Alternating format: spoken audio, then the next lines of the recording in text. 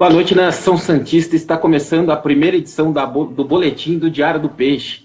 A partir de hoje, todas segundas, quartas e sextas, sempre às 19 horas e 30 minutos, ou quando, se o Santos jogar nesse horário, a gente pode alternar um pouquinho.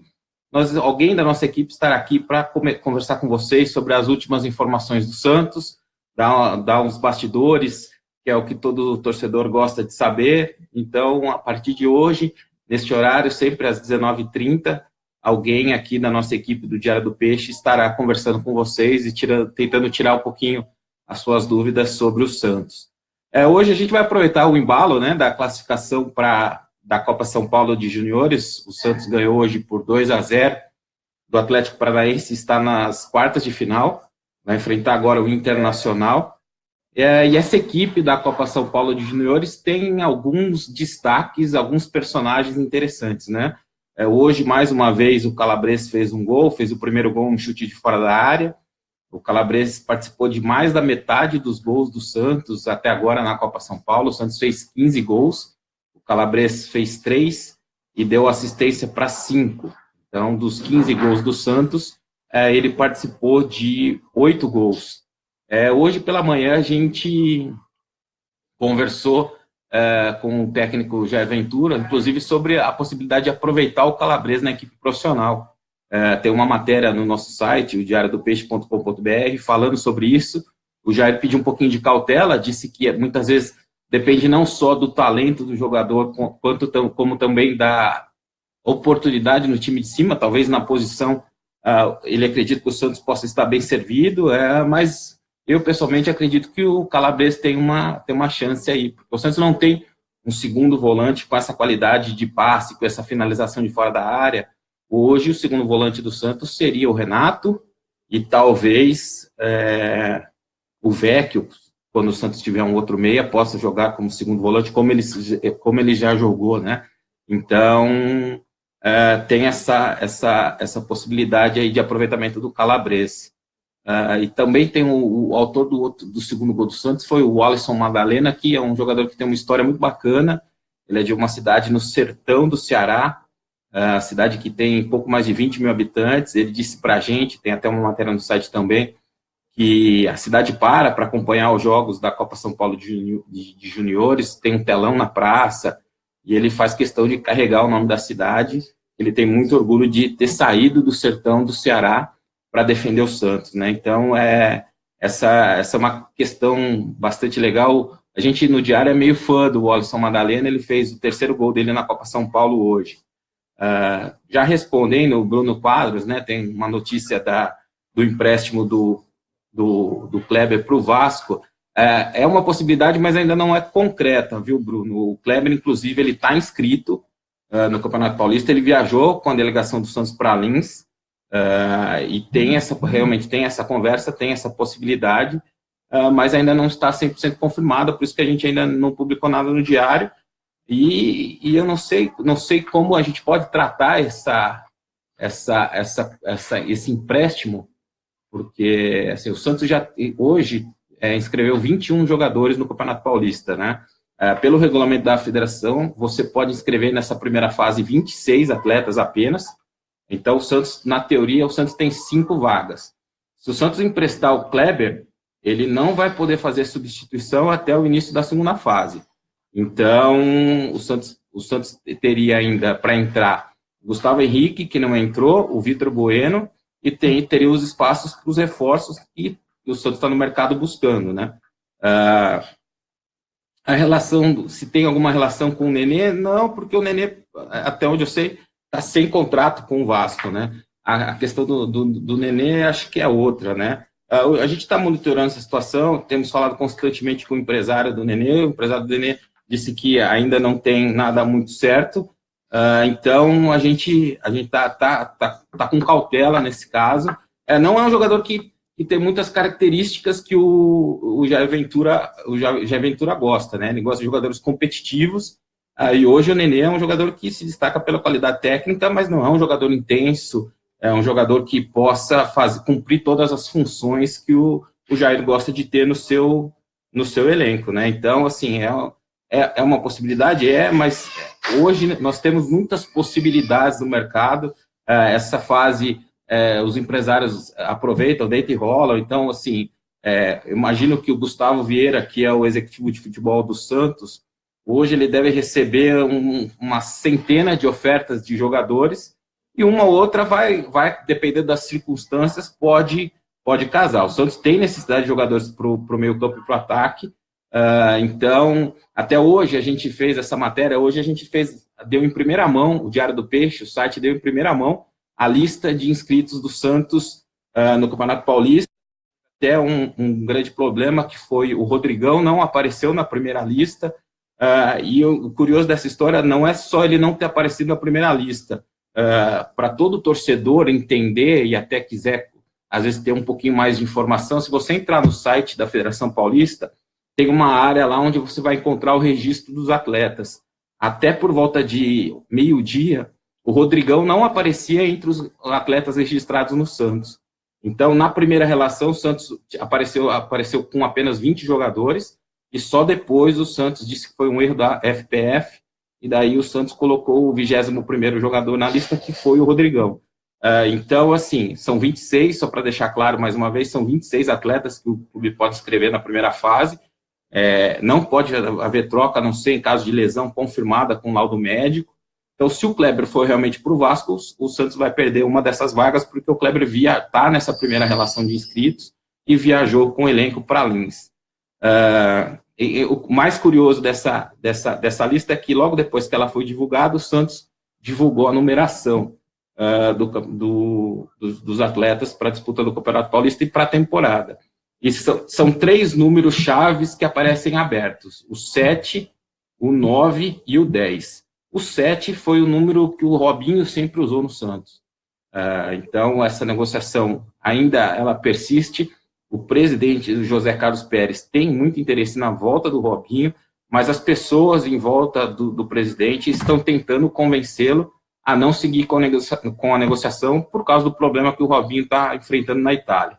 Então, mas de qualquer forma, a camisa 7 está aberta, foi a camisa que foi usada pelo Vitor Bueno no ano passado. O Vitor Bueno não foi inscrito nessa primeira lista, porque ele ainda se recupera de lesão, ele pode ficar com a camisa 7, mas também pode pintar o Robinho aí até o final do mês. A camisa 9 é do substituto do Ricardo Oliveira, que o Santos ainda não conseguiu acertar. O Santos conversou com o Gilberto está conversando com o Corinthians, que isso é um pouco do que acontece para o torcedor entender nessa época. Surge o interesse de um time, quando ele é divulgado, normalmente vários outros vão em busca do jogador. Então, o Santos começou a conversar com o Gilberto, agora parece que o Corinthians tem interesse, então vai entrar nessa briga. Então, assim, e hoje essa briga é um problema para o Santos, porque o Santos não tem dinheiro, tá? Claro que o Santos não tem dinheiro, então vai ser difícil o Santos conseguir entrar numa briga dessas e ganhar.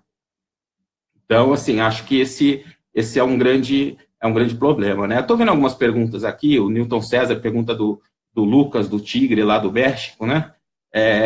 Também como eu disse agora há pouco, né? O River Plate parece que tem interesse no jogador. Então, eu não sei até que ponto essa negociação existe do lado do Santos, a gente não tem essa informação confirmada, ou alguma coisa que parte do empresário para tentar valorizar um pouquinho o atleta e conseguir condições melhores em outro clube. Hoje, o Santos não tem condições de concorrer com o River Plate para pagar salário e transferência de atleta. Hoje o River está numa situação financeira bem melhor do que o Santos. Então, esse é um grande agravante, né? O Christian Giovanni fala do Vecchio no meio campo muito fraco. O Vecchio, ele vai ter que mostrar, porque, a princípio, ele vai ser o meia do Santos na estreia contra o Linense e nessas primeiras rodadas. O Vecchio, aí a gente pode, acho que no caso do Vecchio é um caso clássico que a gente pode ver o dedo do treinador, porque o Vecchio, acho que o próprio torcedor, não questiona a qualidade técnica dele, né? Ele é um jogador que tem qualidade técnica, sabe onde colocar a bola, tem um bom passe. O problema do Vecchio é que ele não é intenso, não participa do jogo o tempo todo, ele não dá um ritmo forte para o jogo. Então, isso também, como eu disse antes, não casa com as equipes do Jair. O Jair quer uma equipe que brigue o tempo todo e que seja competitiva o tempo todo. Então, se o Jair conseguir extrair essa competitividade do Vecchio, a qualidade técnica para jogar ele tem. O ponto ali, no caso do Vecchio, é a gente tentar entender se ele tem essa condição física até de dar essa entrega que os times do Jair Ventura pedem, né? Então, a gente eu imagino que a gente vai ter alguns jogos para responder essa pergunta, porque o Santos não vai contratar nenhum jogador para chegar agora e já jogar, e o Vitor Bueno vai demorar mais um pouquinho.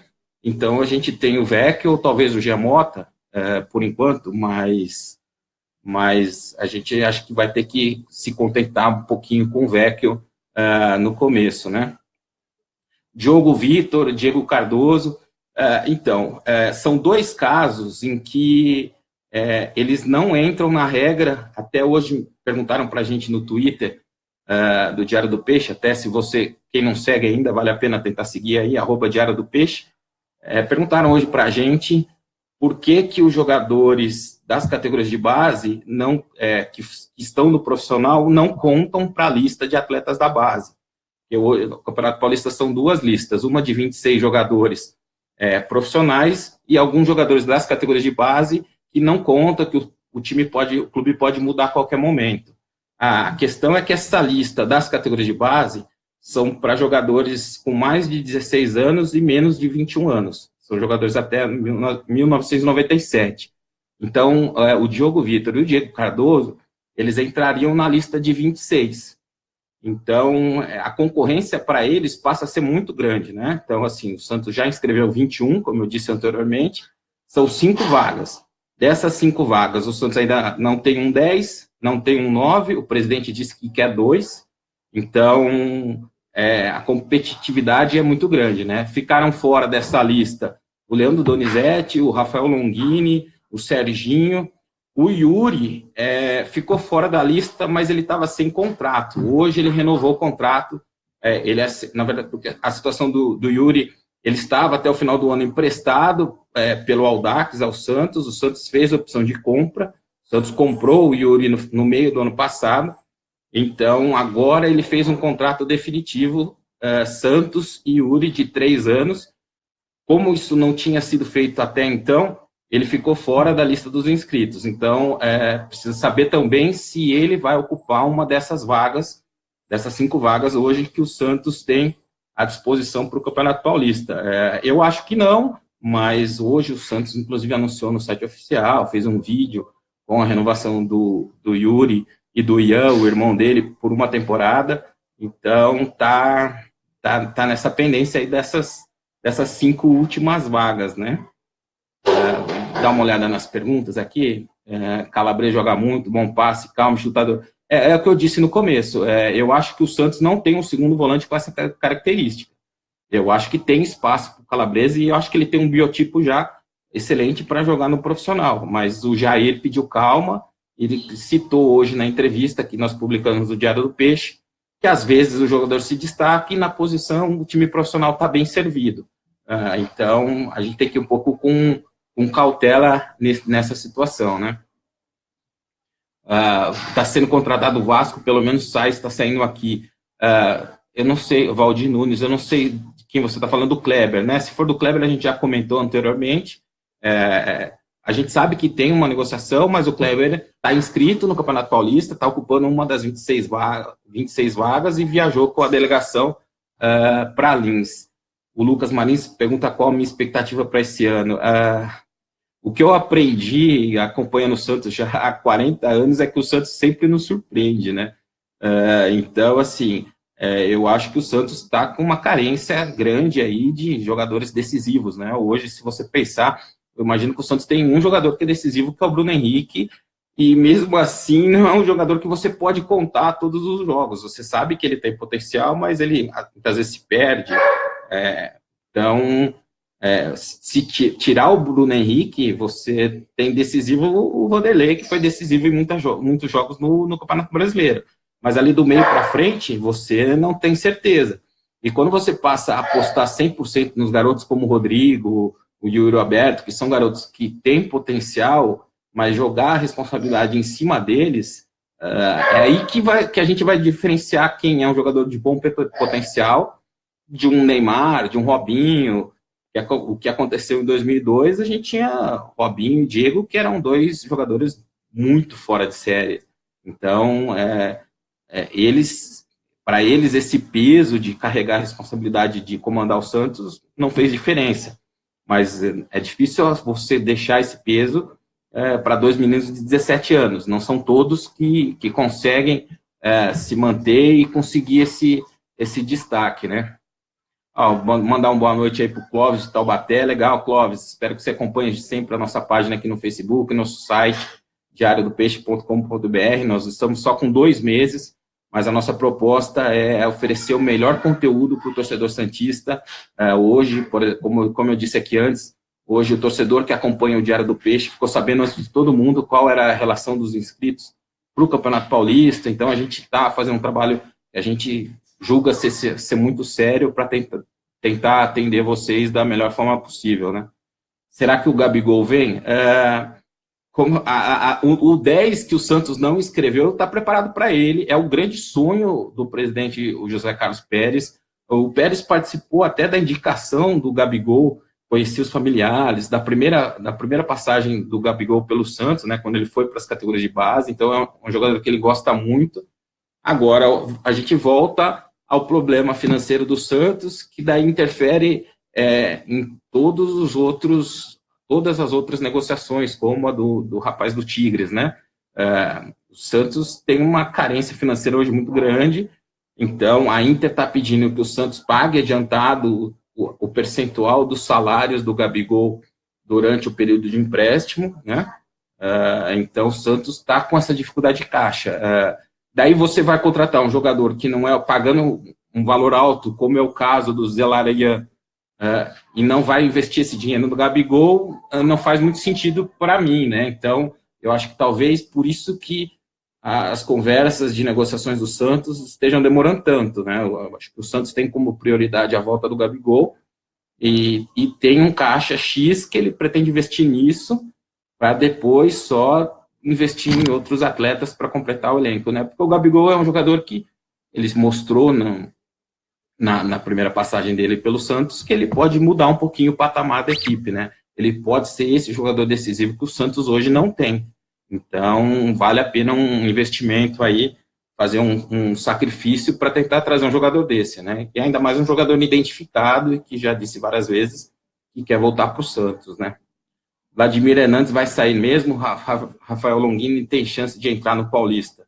O Vladimir Hernandes tem conversas com um time na Colômbia. Na Colômbia ele é tratado como ídolo, craque, ele tem uma boa fama lá. O Santos está só acertando alguma compensação, porque o Santos fez um investimento alto na contratação do Vladimir Hernandes. Então, eu acho que esse é o ponto agora decisivo para a situação dele. Está claro que ele não vai ser aproveitado pelo Jair, não entrou nessa primeira lista dos 21, e o mesmo para o Rafael Longini. Eu acho que é mais um jogador que está no clube esperando alguma proposta de empréstimo, assim como foi o ano passado. Porque o Rafael Longini é um caso, por exemplo, é um caso um pouco diferente do Kleber Reis. Porque o Kleber ele foi para o Londrina, foi para o Coritiba, me desculpe, e ele conseguiu jogar no Coritiba, ele foi bem no Coritiba, teve uma participação de destaque, apesar da campanha ruim do Coritiba. O Rafael Longini não conseguiu jogar no Coritiba. Então, é difícil imaginar que um jogador que não conseguiu jogar no Coritiba, que caiu para a Série B do Brasileiro, vá conseguir jogar no Santos. Então, é um jogador que eu acho que vai ficar meio sem espaço. O Marcos Moura fala, o Santos está sem dinheiro porque é mal administrado, só isso.